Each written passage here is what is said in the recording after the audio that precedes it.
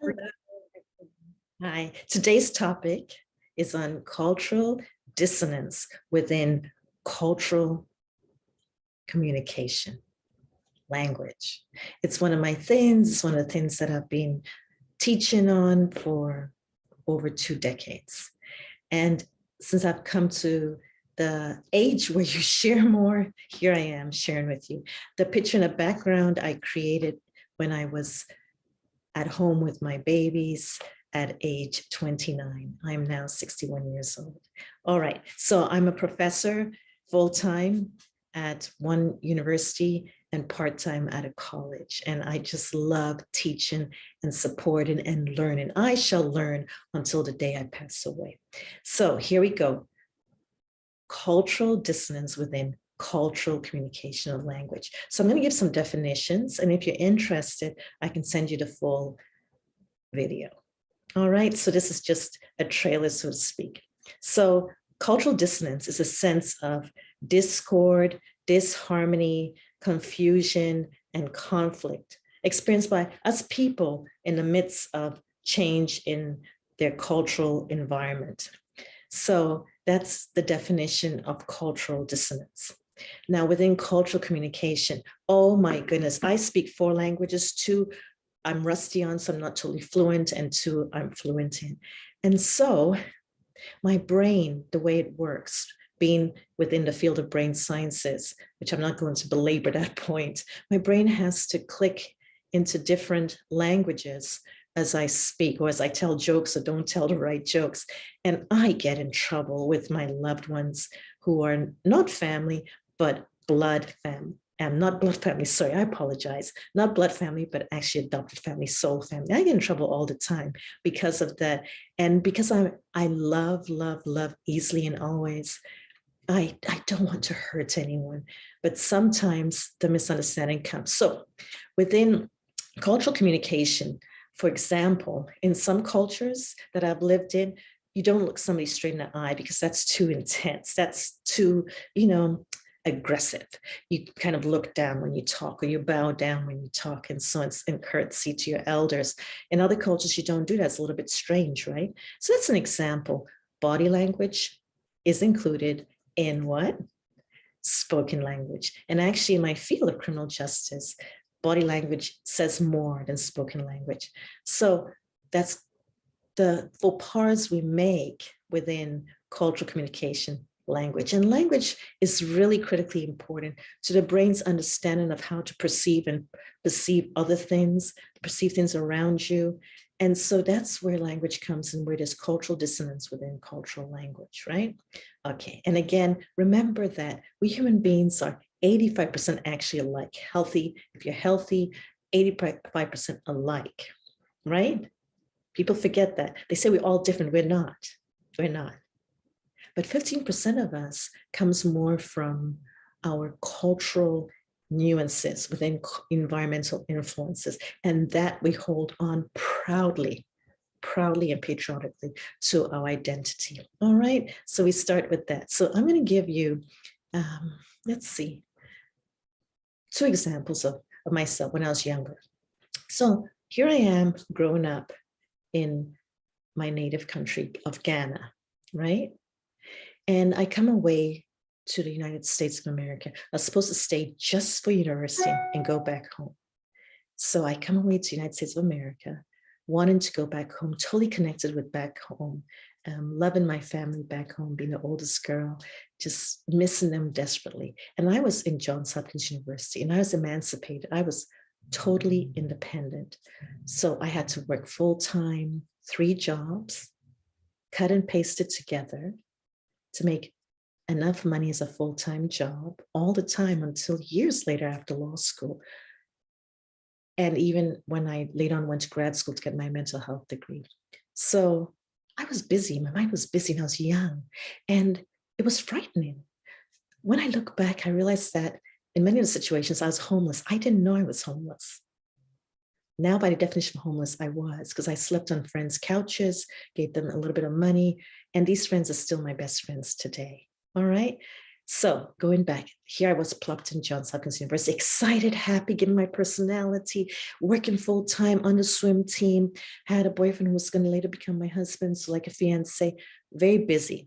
The one thing I guarded because of my health and my background and knowing this, because my parents worked for the National Health Service in Britain in the early 50s, where they met and married around 1956, 57. So they brought us up knowing about health. I guarded my 8 hours of sleep. I always guarded my 8 hours of sleep. I love sleep. And then I'd wake up, say, 8 hours later at 6 a.m. to start the day and to just make the best of the day, because we know life is short. Don't we know that? We really do know that. So make the best of each day. And I'm still like that. That's just engraved within my soul design. So I was happy. I was happy daily. And yet I couldn't understand my professors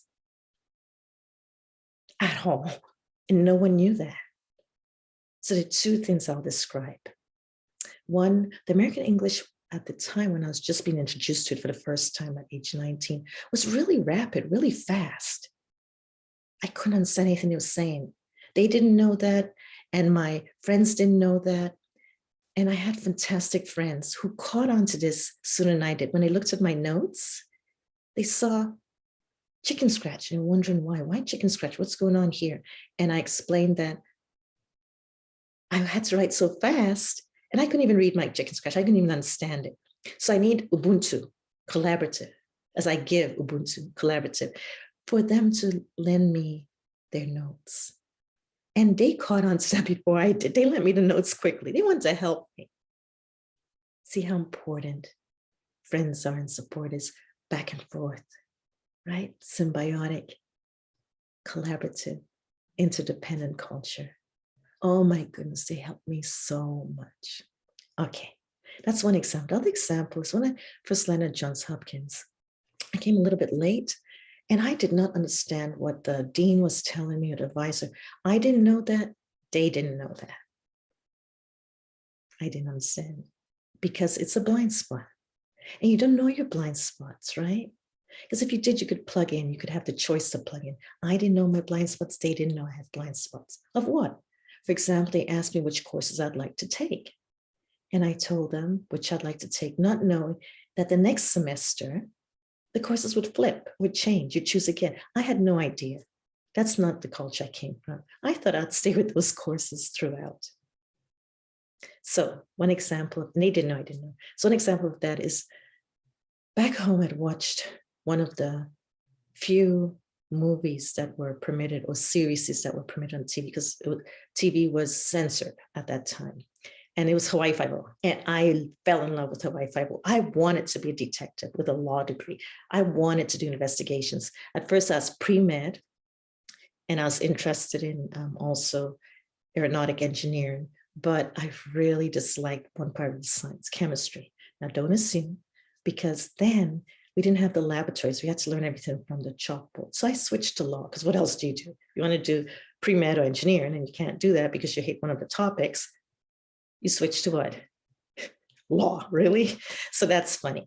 That's a cultural nuance, by the way. So I switched to law. And so I thought, Hawaii Five was my thing. I'll be the lawyer on the team, a detective, do investigations. And so there's this course called Detectives and Their Chronicles. So I jumped on it. I said, yes, I'm the US. I can do this. I have a dream. I'm going to make it. I hated that class. I hated it. And I didn't know you could drop. When I found out it was about, eventually, after a few classes, it was about literature. Literature on stories that had to do with detective work and so on, right? I had no idea. I was stunned. And I didn't know you could drop. I was panicking because of all these blind spots I still had, right? But I was a good, respectful, appreciating those before us, our legacy, our elders. So I stayed, and I hated it. I'm going to give you a funny one. One of the authors we were studying was Edgar Allan Poe. Edgar Allan Poe. I thought, who the heck is Edgar Allan Poe? And I didn't understand his writing. I hated it. And the professor, young, wonderful professor, very young, loved Edgar Allan Poe. I was in trouble. So anyway, I gave you examples. Use an I. In our field, we use I a lot so that we don't breach confidentiality of someone else, right? So it's easier to navigate that. So I gave you 2 examples of that, but there's so many more. We could write books about it. And remember, within cross-cultural dissonance, we don't just have where you're from in terms of identity, ethnicity, race, which a lot of people key in onto. No, we have cultural dissonance within professions. So one can be, say, a surgeon, another can be a dentist, or another can be an engineer. And remember, there are different specialties within all that. There's cultural dissonance when one is speaking rapidly, say, with the different profession. Do you see that? Now, in a place where my children were born, such as the United States of America, it's a gigantic, young country, gigantic, almost like an experimental country, right? Wouldn't you say? Well, each state is almost like a country, 50 states, almost like a country. People don't quite digest that or realize that. And it's full of diverse types of people who actually come from originally different countries. We estimate more than 205 nations are represented in the US as a US people. Of course, we have to mention our beloved Native Americans, the first. So on that note, I'm going to pause here because it's just a trailer. If you're interested, I can share more with you. So blessings to you. And remember, Ubuntu is a good thing, particularly with this paradigm shift that we are all experiencing. Okay, be well. Love to you.